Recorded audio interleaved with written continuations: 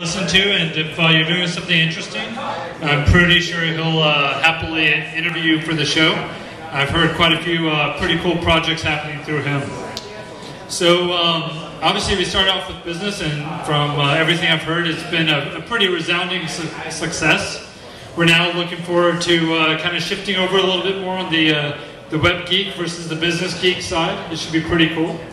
And once again, thank you all for coming on out. And well, here's Dave. Thank you. This is my first time to present here at Refresh Austin, so if I cuss too much, I apologize for that. So today I'm going to be talking about WebKit transition, the good, the bad, and the awesome. Who here knows what WebKit transitions are?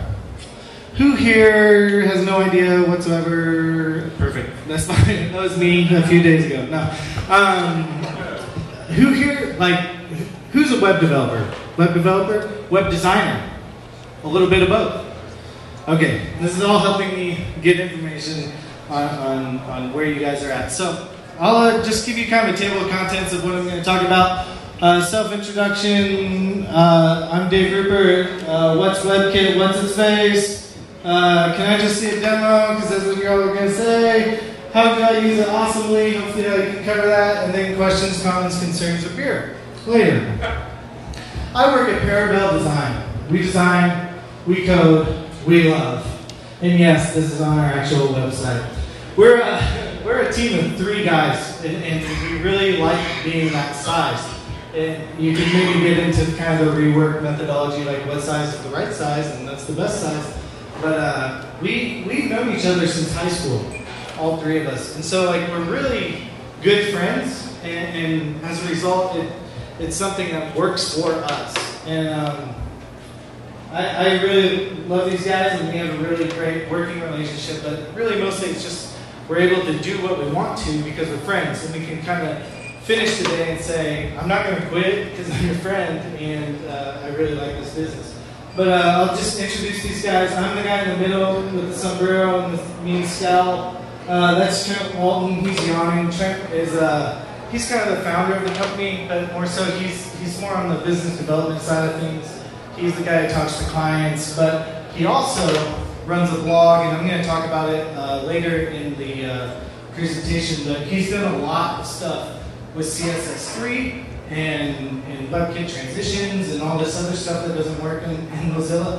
But he's just really, he's the kind of guy who on Saturday, he just says, you know what, I'm going to play with CSS3 because I want to.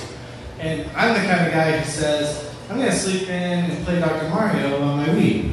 And then Reagan over there, he's graduated from UT, he's in marketing major, but he's just an amazing illustrator, and he did all these illustrations, and we've done a lot of sites that have a lot of illustration, and that's Reagan, and he's really good at what he does. And yeah, so I'm going to move on.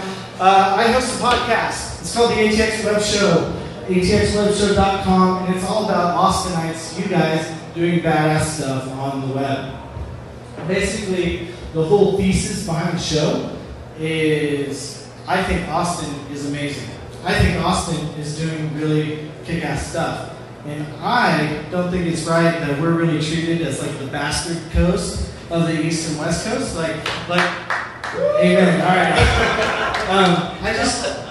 I think there's so much happening here in this town. There's so many talented people. There's so many talented agencies, companies, people making their own iPhone apps. I think there's just so many people here in Austin doing that far overshadows both the East and the West Coast, because I lived in LA for a little bit, and it's a bunch of garbage. So, that's my general feeling on the subject. And, well, let me just say this. Austin has this amazing thing about it. Some people might call it laziness, and that's what it probably looks like to a lot of people, but I'm fine with that. Yes. I mean, because these people might walk in their suits and they're like, I'm gonna make a lot of money here, and we're just like, no, man, you really gotta chill out. Because This is Austin, dude. We do breakfast tacos every day at 9, and we leave work and we go get them, and should probably catch up to that lifestyle. Anyway, so if you or your company, I have to promote this, sorry Alex, but if you or your company is doing badass stuff on the web in Austin, I want to hear about it. And if you'd like to be on the show, just call 409-BEEF-CAR today. And yes, that is my actual Google Voice number. I picked it explicitly. So, let's get started, but first a little disclaimer. No, this will not work in IE6. I know it's a question on everyone's mind. You're like, dude, are you going to pull it off in IE6?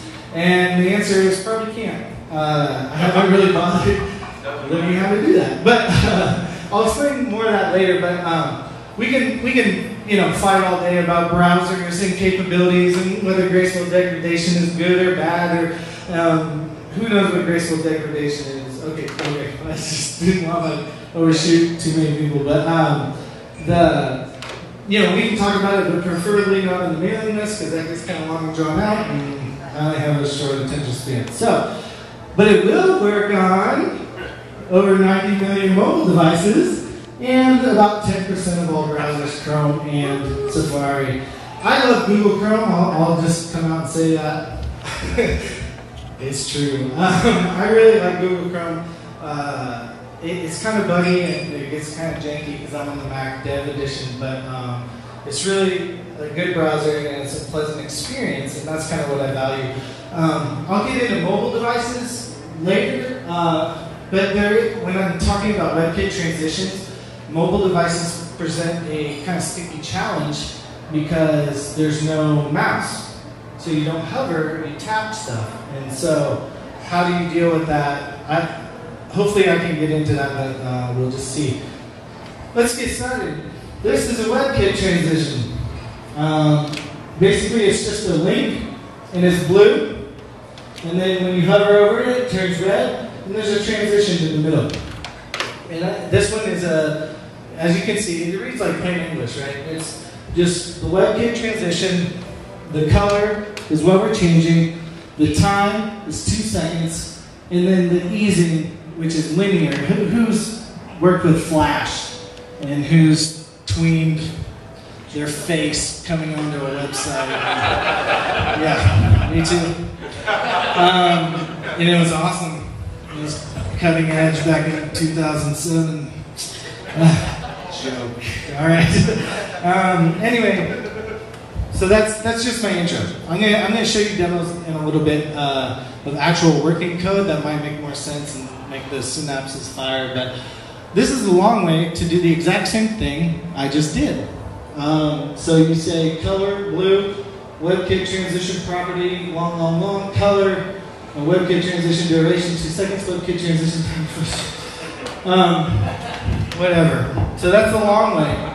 You can even do multiple properties, so that tells you all about that, but you can do multiple properties. You can do blue.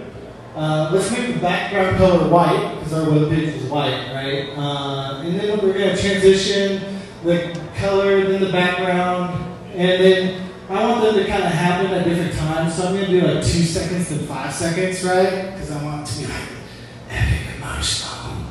I want you to sit there for 5 seconds and just feel this, man. And then WebKit transition timing function limit. Blah, blah, blah. The timing functions, you can get into them. There's like ease in, ease out, ease in, out, linear, and then like you can actually code your own using like some, is it cubic Bezier or something? Like whatever the official way to do it is that's how you do it.